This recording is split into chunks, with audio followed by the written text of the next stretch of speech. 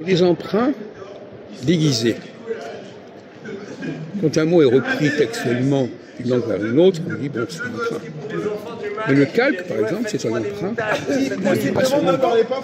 Parce qu'on garde, on prend une expression étrangère dans la langue locale, dans sa propre langue. Mais la conception même de l'expression vient de l'étranger. Ce qu'on appelle un calque. Et il y en a beaucoup de calques. Beaucoup de formules qui semblent locales, en réalité, sont calquées, sont reprises, sont traduites d'une autre langue. Alors, ce que je voudrais dire aujourd'hui, c'est je voudrais revenir sur un autre code, c'est-à-dire les codes de prononciation. Comme le OU en français, ça prononce OU. Ça n'existe dans aucune autre langue. La seule autre langue qui utilise le OU pour dire OU, c'est l'anglais, qui le prend du français, évidemment.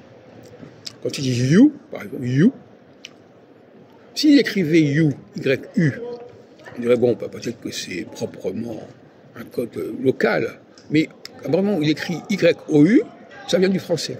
Même si le mot you n'est pas français, le code de prononciation, le code d'écriture est français.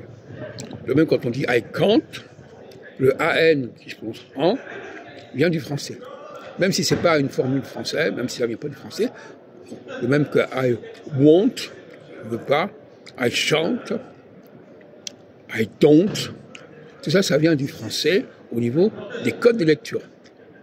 Ce n'est pas un lexique, ce n'est pas emprunté à un lexique français, mais c'est emprunté à des codes de prononciation du français. C'est assez remarquable. Et paradoxalement, c'est là peut-être qu'il y a la pénétration la plus intéressante d'une langue par rapport à une autre.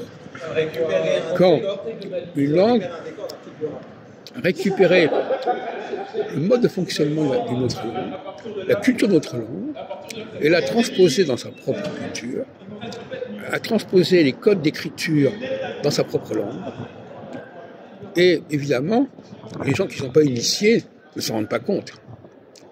De la même façon que j'appelle la matricialité, hein, le fait par exemple que l'italien ne prononce pas les consonnes finales, les S finales, il les a même éliminées, à la différence de l'espagnol, ça vient du français.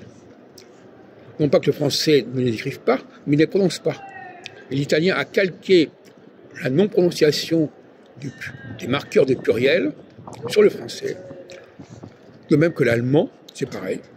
L'allemand, à la différence de l'anglais, où effectivement on met des S pour marquer le pluriel, l'allemand n'utilise pas le S, et il se trouve que le français utilise le S à l'écrit, mais pas à l'oral. Il ne prononce pas. D'ailleurs, souvent, ce qui est assez curieux, c'est que dans le mot anglais happy hours, eh bien, les Anglais, les Français ne prononcent pas le S. Même quand ils en prennent à l'anglais, ils ne prononcent pas le S du pluriel.